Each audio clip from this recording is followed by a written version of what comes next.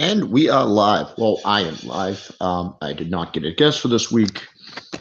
Didn't focus at all on the show to be on. Just doing the show for the week, to be honest with you guys, because went to see Batman last night. I'm not going to talk about that today. I'm gonna have to wait the week. It's good, really good. Go see it. Just do yourself the favor. Go see it. It's amazing. Um, but yeah, I'm just gonna do a quick show here. Run over a few things that's happened in the past few weeks, past week. Um, all right, Coach K retired. Is retiring. Last night was his last game. Um, people got opinions on this guy, and everyone likes to put a negative opinion out there on these people, on legends, and anyone after they retire. And it's whatever your opinion is, man, just save it. This guy has been there. He was there since 1980. He was one of the best coaches in basketball. Obviously, he's coached a lot of kids. A lot of these kids that played under him speak highly of him. Just respect the guy after he retires. You see it all the time when players retire, coaches retire. People like to badmouth them and bring up the worst qualities of them. Just let him go in peace, man. Just respect great coaches. He was a great coach who was around for a long time. Just give him respect. ESPN, of course, did a weird little thing where they did a split screen. Mike Wichter, if he's watching on Twitter, he put this up. It was a 1 point game with 2 minutes left in college basketball. They did a split game with that and Coach K standing on the court just after the game. It was a little much.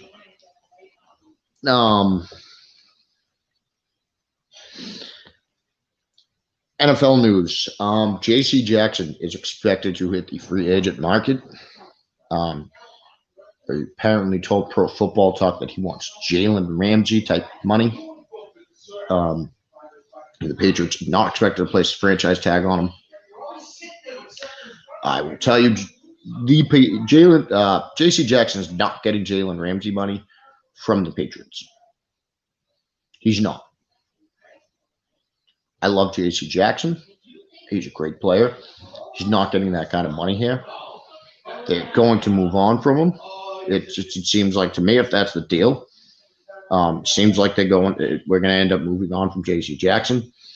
A lot of Patriots fans are freaking out about this. I'm not. We've seen Belichick replace so many corners over the years. He doesn't give out these big money contracts. He always figures out. He always makes up for it. He always figures out the secondary.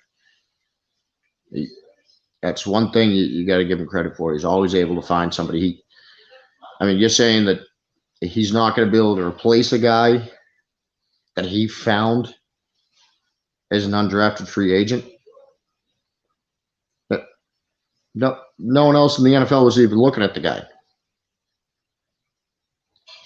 And now he's good enough that he's going to get paid too much that the Patriots won't pay him. He can replace this. He can. It's not. I'm not saying it's easy. I'm not saying I don't like J.C. Jackson. I'm not saying he's good. He's not a great player. The Patriots can replace him. Bill Belichick can replace him. He's done it before. He's replaced better players before. I don't see a reason why I can't do it again. There's the Cowboys going to move on from Amari Cooper. I love when these comes out with they're going to cut him if they can't trade him. Oh, okay. So they're going to cut him if they can't trade his $20 million contract. You can't let that leak. The media ends up saying that. Because now I don't see how you trade him. Now I really don't. Because no one wants to trade for the $20 million a year contract,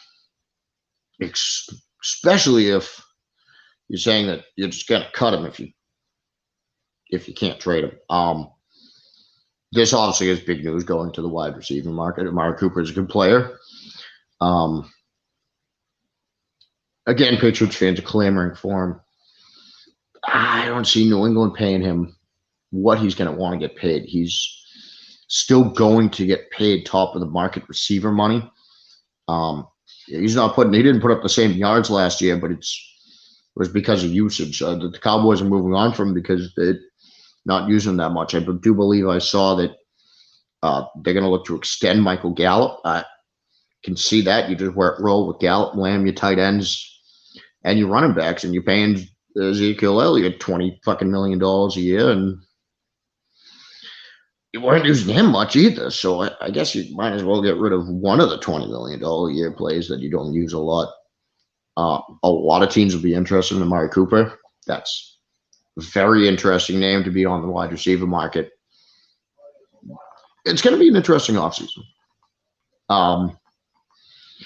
We did also have this week that the Washington Commanders, and I mean, fucking Washington, I bitched all season for these motherfuckers to name their goddamn team already so I could stop calling them the football team. And then they came out with Commanders. It almost sounds fucking stupider. The Washington Commanders. That's fucking such as, god damn it.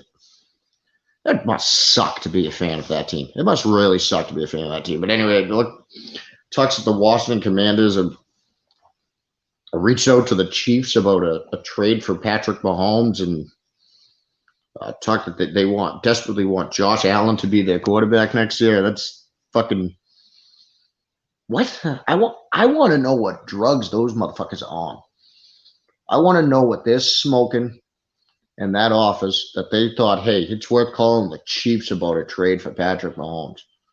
I want to know what they're smoking in that office. I know weed is legal out in Washington like it is here. I might have to get out there and check out some of their recreational dispensaries, man, because they got to be smoking some good ass shit up in there. Command losses, yeah, I can see that. Also, of course, there was the Greg Bedard tweet to make nothing of that.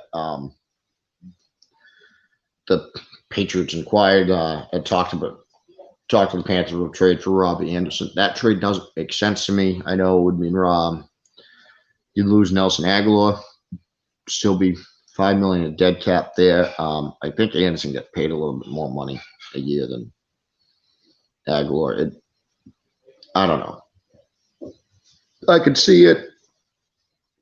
And I do like Robbie Anderson more than I like Nelson Agholor, but I could see it, but I don't really see it. That wouldn't hate it. Would actually, yeah. Cleveland and Miami make sense too, but I don't know about Cleveland because Jarvis Landry's tweets about kind of not wanting to be there and being pissed off at them. Odell Beckham forcing his way out of there. Yeah, Cleveland's going to offer him the money, but I don't know if Baker Mayfield's really a draw to these guys anymore. Miami, fuck off. I don't want to play against them twice a year. Fuck the Dolphins. If he goes to Miami, hopefully that ruins his career. Other news, the Bills might have interest in adding Rob Gronkowski to the team to help Josh Allen win this. Listen, I've been mad at Gronk for a while. I haven't, he's annoyed the fuck out of me for a while here now. I still gave him some respect even after he went to Tampa, but he's been annoying the shit out of me for a while. If he goes to Buffalo, he's dead to me. Dead. It's just absolutely dead to me. Like, as the great Harvey Dent said, you either die a hero or you live long enough to live long enough to see yourself become the villain. If Gronk goes to Buffalo, go fuck yourself, Gronk. Your USAA commercials suck. If you go to Buffalo, you're fucking you. I'm gonna stop. Yeah, I mean, look, the guy still annoys me, but if he goes to Cincinnati, Dallas, Seattle, I'm fine. I won't. I can't like write him off completely like that. That would be. I don't actually. Dallas would be a very interesting spot for him. Seattle, I don't know because. Oh, dude, Ernest, if you guys just give him his account, maybe we can stop having those commercials where he tries to commit insurance fraud. That's all I'm saying. That's all I'm saying. Maybe you guys just give him his little USAA account, and you can stop having these commercials where he tries to commit insurance fraud. But yeah, Dallas, Seattle, I don't know about for Gronk because I don't know what's going to happen with Russell Wilson there. I have a feeling Russell Wilson's going to be on his way out of there. Cincinnati, yes, but I think they'd stick with Uzoma. Dallas would be very interesting because Dallas, Ernest, if you're still there, which one of your tight ends is it? Schultz that is up for a contract. Is it Schultz that's up for a contract? If you could move on from him instead of paying him big bucks, whichever one of the two tight ends it is, put Gronk in there to replace him a little bit cheaper. I think that would be a great move for Dallas. Actually, I do think Gronk still has a little bit left in the tank. Yeah. All right. Thank you, Ernest. Yeah. If you want a 2 tight end set with Gronk and Jarwin, Gallup and Lamb outside, Pollard and Zeke in the backfield, that's I think that's pretty good. Especially would be a little bit cheaper than what Schultz is going to want to pay. I don't think Gronk is going to demand huge money right now. He's still got a little bit left in the tank, as you can see. Other news. Oh, Aaron Rodgers is expected to make his decision by the draft. He put this is just bullshit. I have to bring this up because it's the NFL. It's the weekend of the NFL Combine, and we should be talking about all these players at the Combine. But Aaron Rodgers had to let something leak about himself and about his decision on whether or not he wants to go to Green Bay, return to Green Bay, play somewhere else, or retire. Because he noticed that nobody was talking about him, and he needed somebody to be fucking talking about him.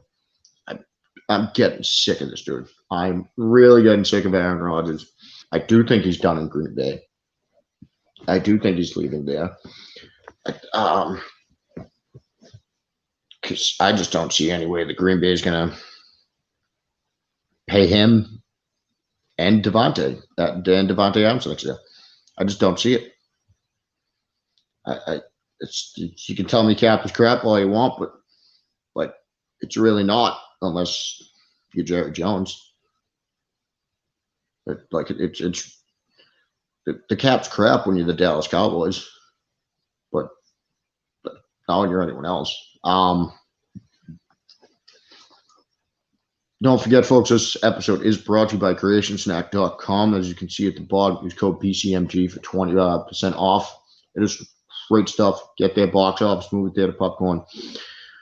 Watch your movies at home instead of going to the theater, except you can't do that for Batman. And I don't think you're going to be able to sneak this into the theaters. But it's better than what you actually get at the movie theaters, I can tell you that. Little NBA news here. Not really much. Rodgers to Tampa. And he's still not going to get out of the NFC Championship. No matter, he's not going to get past the conference championship wherever he goes. Rodgers to Tampa. I kind of like that, but Can they afford that? Because I think they have some dead cap from Brady. To be honest with you, I'm not sure on that. That's an all right landing spot, but I don't think Rodgers elevates the players on Tampa. It does make a lot of sense, but I don't think he elevates the players on Tampa the same way he does, the same way Brady does. But that is a good spot. Denver, for me, was the spot that makes the most sense. I think Rodgers and Denver is a very good team. Denver's just a quarterback away. Really, that's what if Denver gets an elite quarterback like Aaron Rodgers, they're a contender with the way that team is already built. I'm not a Broncos fan. I like the receivers on that team. I love that defense. Yeah, NBA news. Not much. Ben Simmons is expected to be out longer than the Nets originally thought. Is one of the things I saw the other day. That's hilarious to me. The Nets got fleeced by the Sixers because James Harden decided to force his way out. Harden's look good over there in Philly. They played good together. I mean, I was not watching that game last night because I was watching the Lakers and the Warriors. But let's see what the end of final score was of that. Oh, they actually got their ass kind of kicked by the Heat last night. Simmons. Yeah, I mean, not that Simmons is really a great player, but like the fact that he's still just out and that this fucking sketchy little Maury guy that you used to love there, Ernest, he apparently didn't let on how injured Ben Simmons really was. I think that's funny. The Nets, I mean, they have just been a complete letdown. Even when they've had Durant and Irving playing, it's the whole Irving thing this year has been a sideshow. It's funny to me that the NBA's got these two should-be super teams in the Lakers and the Nets, and these teams might not even make the playoffs. Like Eastern Conference standings right now. The Nets are 32-32. They're playing the Celtics in 50 minutes. Probably going to lose to the Celtics today. Jaylen Brown was injured the other night, day-to-day on that injury, ankle injury. He looks like he's going to be fine. I don't know if he's playing it today. The Nets are at eighth place in the East. They really might not even make the playoffs. They had a team with Kevin Durant, James Harden, Kyrie Irving, and they might not even make the playoffs. Now the Lakers actually beat the Warriors last night. This is a fantastic game. I'm sure you're seeing all the pundits talking about it. LeBron James at 56 points. I mean, look, I hate the Lakers and I can't stand LeBron James. He annoys the fuck out of me. And people can say all they want that he's just been still playing to pad his stats, whatever. That's not what I saw last night. That dude was putting it all out there to win a game last night. That's what I saw. And he was dominating. He took over a game. And they got some nice Carmelo Anthony in there. Russell Westbrook made a couple of really nice passes, and a lot of really, really bad plays. I don't know. That dude's drop and play from the time he left Oklahoma City has been just crazy. God